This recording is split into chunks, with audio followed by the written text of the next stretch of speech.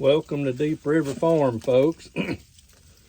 Well, the cold is here, and I don't know if you can hear it or not, but we're getting sleet right now. Probably looks like it might be a little bit of freezing rain mixed in with it. But just checking the radar, just north of us, not by much right now. There's snow falling. So the higher elevations are definitely getting getting snow right now, and depending on what happens, the snow ain't as bad as the freezing rain. So I'd rather see the snow than I had the freezing rain. At least the snow kind of insulates things, but the freezing rain creates problems and makes stuff heavy, makes what power lines are out there that's up and running heavy. And then that causes more problems with people going out of power that's had power. And then those folks are going to be cold. So I just want to continue to press that you folks continue to pray for these folks up in the higher elevations in the mountains, those in substandard housing. And that's in barns and sheds and outbuildings, campers, and especially those in tents. And this is going to be brutal, folks. And what I'm seeing on long-range forecast is well below average temperatures, and a lot of cold air. And there's a series of long-range forecasts in the next 10 days showing, or 15 days showing 3 storms coming through, and this is the first one. And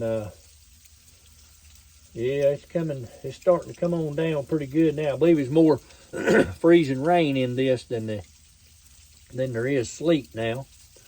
But I do see on the roof of the house that it's already starting to ice up. What little has fell, I can see it. And I just hope we keep power, and that way we can still manage things. If you hadn't got yourself set up yet, you might order. That's what I've been doing out here. I've been getting wood in and getting ready just in case. I got enough wood in the carport to last for about 7-8 days off of this first storm. You never know how much power might go out, if any. If it don't, I'm ahead of the game. If it does, I'm set. So just want to try to get ahead of the game on it, so to speak. But you folks continue to pray for these folks in the mountains. I'm going to be looking at some stuff. There's some needs up in some areas. I'll let you know what they are. Still don't know if there's any kind of delivery service available yet. And that's something we got to check out. I know that they had delivery on one, but it wasn't frequent, and the others didn't exist. And I'm not sure if they have resumed normal delivery on the post office yet or not. And something we got to check out, but we'll let you know. Right now, we're sitting in a good supply still of heaters, like I told you, and we're hoping to have enough in stock that we can manage if they start having some failures on the buddy heaters. The failures that we have had so far are pretty much operator error, not having the correct hoses and adapters and that sort of thing.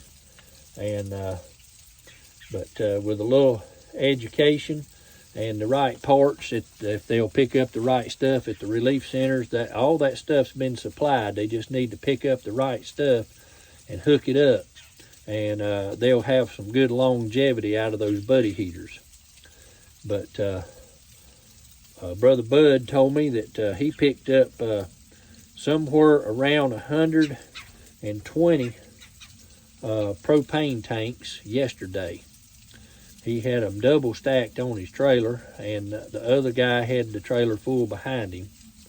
And so they're bringing them down to Flat Rock, and then they're going to get them filled up down in at the location down there about 15 minutes away, and they're going to try to get another big load up in the mountains tomorrow, hopefully ahead of this this storm. Hopefully the roads won't get impassable. But Bud said he took everything they had and stocked everything, and he said when he got to B-Log, he said he had about 25 tanks left. He said they were needing propane. Colton over at Red Hill told Bud that he had found another relief center about 15 minutes away. Did not know that one existed, and they were in dire need of propane and heaters, and so they were sending heaters and stuff up to that location from Red Hill, and then the Bethel church was going to restock Red Hill with heaters and propane tomorrow. So they're starting to maneuver around, and this cold air that's coming in, people starting to see how serious it's going to be, and they're starting to scramble for propane and heaters and try to get everybody set up. As far as we know, the people we have come in contact with, everybody's good, but they're still finding people in these areas that's needing stuff back up in the hills. And the whole time, the Red Hill area, he was within 15 minutes of them and had no idea that other relief center even existed. So he took a lot of supplies up there, and the only way he knew it was they had called the 24-hour helpline. And that's the way Colton found out about them. They was calling for propane. They needed help.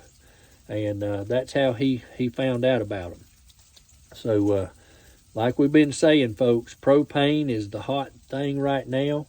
And it's going to be rather expensive this month. I can tell you that, especially if these temperatures get down as low as they say they're going to. That propane bill is going to be enormous. So, but we're prepared for it, and we're expecting it. And all of your generous donations that you folks have passed into the Midway Church and everything, the Bethel Church, is going for propane now.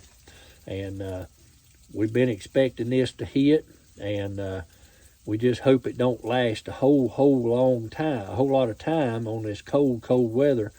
But it may last throughout the end of the month of January, the way the long-range forecast is talking. And if that's the case, this is going to be a rather expensive month for propane. But it's keeping these people warm, it's keeping them safe, and it's keeping them alive. And like I said, I've got to check on a few things, and I'll let you know what I find out, and we'll see how things go from there. But I appreciate you joining me today on Deep River Farm. I hope everybody has a blessed day and stay warm. Have a blessed evening.